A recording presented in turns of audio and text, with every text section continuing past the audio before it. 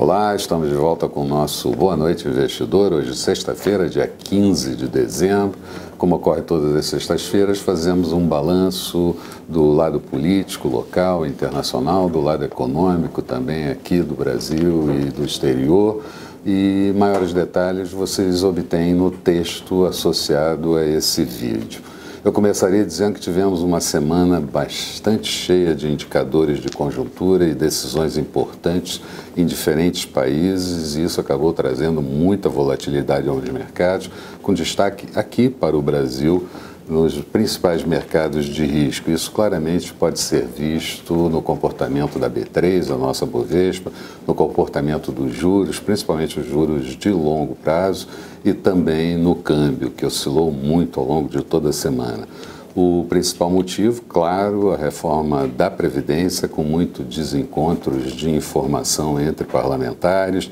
O certo é que não se conseguiu cooptar deputados para votarem e formarem aqueles 308 votos. Os partidos relutaram em fechar questão sobre a reforma da Previdência e mais para o final da semana tivemos a notícia através de Rodrigo Maia, presidente da Câmara, de que a votação em primeiro turno estava adiada para o dia 19 de fevereiro. E isso trouxe grande constrangimento aos mercados. Bem, na verdade, os ministros do presidente Temer se esmeraram ao longo da semana de mostrar todos os riscos de não aprovação da reforma da Previdência sobre o comportamento da economia. E tivemos ainda, do lado político, o Congresso trabalhando, aprovando que o Fundo de Garantia de Tempos de Serviço possa salvar a Caixa Econômica, levar o capital da Caixa, os novos termos do Repetro, que certamente traz alguma situação um pouco melhor para a Petrobras, e principalmente o orçamento do ano de 2018. Alguns desses temas terão que voltar para votação na Câmara por conta de algumas mudanças formuladas pelo Senado. Durante a semana, tivemos a divulgação da pesquisa Focus, ela veio muito tranquila, a inflação de 2017 em queda para 2,88%, PIB subindo, Produto Interno Bruto, para 0,91% no ano, já há quem fale em mais de 1 ponto percentual. Foi divulgado também o saldo da balança comercial, no acumulado do ano um superávit de 63 bilhões de dólares, e o IBGE anunciou as vendas do varejo que encolheram 0,9% no mês de outubro e no ano mostram alta de 1,4%. Também tivemos por aqui o Copom divulgando a ata da reunião que reduziu a taxa Selic para 7 pontos percentuais, meio ponto percentual de queda, e manteve a expectativa de uma inflação muito tranquila nos próximos tempos. Ficou também claro pela ata que o Banco Central deixou uma janela aberta para a Selic ser reduzida na próxima reunião do mês de fevereiro, de forma um pouco mais comedida, provavelmente 0,25%, mas isso vai depender bastante daqui até lá da atividade da economia, o balanço de riscos, e aí incluímos inclusive a reforma da Previdência, e a avaliação da extensão do ciclo de queda da taxa Selic. E também tivemos o ministro Henrique Meirelles alterando a projeção do governo de crescimento do PIB no ano de 2018 de 2 pontos percentuais, que era a previsão antiga, para 3 pontos percentuais. No mercado de ações, as empresas líderes tiveram comportamentos de grande volatilidade, Vale, Petrobras, Banco Itaú, e além disso tivemos ao longo da semana o vencimento do índice futuro na última quarta-feira, seguido da preparação na última sexta-feira do vencimento de opções que ocorre na segunda-feira, dia 18. Os investidores estrangeiros mudaram um pouco a sua postura e passaram a alocar recursos no mercado. Até o dia 13 de dezembro, o fluxo já tinha voltado para o campo positivo, 522 milhões de reais, e no ano acumula ingresso líquido de 10,3 bilhões de reais. No cenário externo, destaque para muitas reuniões de bancos centrais sobre política monetária e o Fed, principalmente, elevando os juros em 0,25 para o intervalo entre 1,25% e 1,5%. E, além disso, o Banco Central inglês, o BOE, mantendo a política estabilizada, assim como o Banco Central europeu. Falando um pouco de Banco Central inglês, isso nos puxa o Brexit, a saída do Reino Unido da União Europeia. O Parlamento inglês também aprovou que a palavra final sobre o Brexit será dada por ele, e isso tira um pouco do poder da primeira-ministra Theresa May.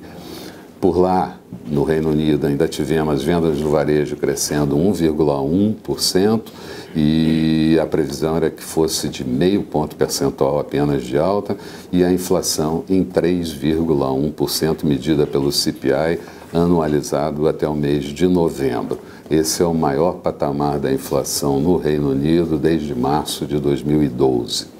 Na China, o Banco Central chinês, o PBOC, elevou as taxas de juros de curto prazo e tivemos uma bateria de dados. A produção industrial de novembro analisada desacelerou para uma alta de 6,1%, vendas no varejo cresceram para uma alta anualizada de 10,2%, anterior era de 10%. E os investimentos em ativos fixos, a formação bruta de capital, crescendo nos 11 primeiros meses do ano, 7,2%. Na Alemanha, indicadores de conjuntura mais positivos, ao mesmo tempo em que Angela Merkel, primeira-ministra, segue negociando e na próxima semana fará isso de forma mais forte ainda, para montar o seu gabinete de governo junto com o partido SPD. A inflação medida pelo CPI, a inflação dos preços ao consumidor de novembro, anualizada, mostrou uma taxa de 1,8%. Tivemos ainda na zona do euro, o Banco Central Europeu ampliando as expectativas de crescimento para o ano de 2017 para 2,4%, anterior era de 2,2%. E Mário Draghi, presidente do Banco Central Europeu, dizendo que não houve mudança na postura do BCE com relação ao programa de flexibilização monetária. Nos Estados Unidos, Donald Trump disse muito feliz com a reforma tributária na reta final. Hoje saiu o noticiário de que será anunciada o texto final às 20h30, horário de Brasília, mas ainda persistem os problemas diplomáticos em ter reconhecido Jerusalém como a capital de Israel. Nos Estados Unidos, tivemos a divulgação da inflação medida pelo preço ao consumidor, ela expandiu 0,4%, taxa anualizada de 2,2%, mas o núcleo, uma medida mais importante, com 1,7%. Por lá, as vendas no varejo do mês de novembro subiram 0,8%, preço dos importados com alta de 0,7% e o índice de atividade industrial de Nova York, esse sim registrou uma queda no mês de dezembro para 18 pontos, mas a produção industrial do mês de novembro cresceu 0,2%. Resumindo tudo isso no comportamento dos mercados, o Ibovespa, pouco antes do encerramento, mostrava uma queda na semana acumulada de 0,30%, índice em 72.510 pontos. O Dow Jones, faltando ainda uma hora para encerramento, alta acumulada na semana de 1,39%. Nasdaq com uma alta de 1,42%, também faltando uma hora.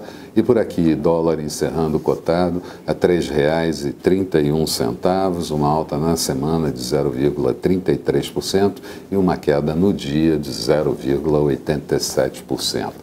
Falando um pouco das perspectivas para o próximo período, o fato de o governo ter adiado, junto com o Congresso, a primeira votação na Câmara da reforma da Previdência, implica em manter a atenção dos mercados por mais 63 dias. Isso é muito tempo, efetivamente, e devemos considerar ainda a declaração de alguns líderes da base de apoio do governo de que isso inviabiliza a votação no ano de 2018. e por conta das eleições majoritárias do final do ano. Devemos acrescentar ainda a posição das agências de classificação de risco, onde algumas delas já se posicionaram dizendo que essa demora pode fazer com que haja um downgrade, um rebaixamento da nota de classificação de risco do Brasil, o que seria muito ruim. O adiamento complica ainda mais a situação por conta da desincompatibilização de alguns ministros, alguns assessores de Temer, inclusive o próprio Henrique Meirelles, que deve sair candidato à presidência, e isso faz com que a situação ainda seja de grande estresse. De bom mesmo, só a expectativa de julgamento do ex-presidente Lula no próximo dia 24 de janeiro, que vai clarear um pouco todo o processo eleitoral e os candidatos que poderão sair a partir daí. Lula candidato ou Lula não candidato mais. De qualquer forma, tudo isso significa grande volatilidade dos mercados de risco, principalmente no segmento local. Com isso, queremos dizer que a situação da economia num horizonte de mais longo prazo é ainda de incerteza e existe a possibilidade de perder um pouco de consistência no processo de recuperação. Também preocupa, se não forem votados até o final do ano, itens importantes como a tributação de fundos exclusivos e a reoneração da folha de pagamento, que, segundo o ministro Diogo do Planejamento, retira cerca de 13 bilhões de reais do orçamento do ano de 2018, e isso, claro, vai ter que ter alguma compensação ou na forma de novos impostos ou no corte de algumas despesas, ou seguir apostando que o país vai crescer mesmo, os tais 3% divulgado por Henrique Meirelles. No segmento externo, a situação da economia segue promissora, retomada forte de alguns países, com alguma preocupação de que a reforma tributária americana possa fazer com que o Banco Central americano aperte um pouco a estrutura da taxa de juros e, ao invés de 3 aumentos de taxa de juros em 2018, possa fazer 4 aumentos de taxa de juros. E falando especificamente aqui da nossa B3, a Bovespa, temos de manter o patamar acima de 73.400 pontos, buscar os 74.000 pontos e, com isso, abrir espaço para conseguirmos ultrapassar 75.100 pontos quando o mercado adquire maior consistência. Eram essas as principais considerações que eu gostaria de colocar para vocês. Tenham todos um bom final de semana e vamos estar de volta segunda-feira bem cedo aqui com o nosso Bom Dia Investidor. Até lá, então.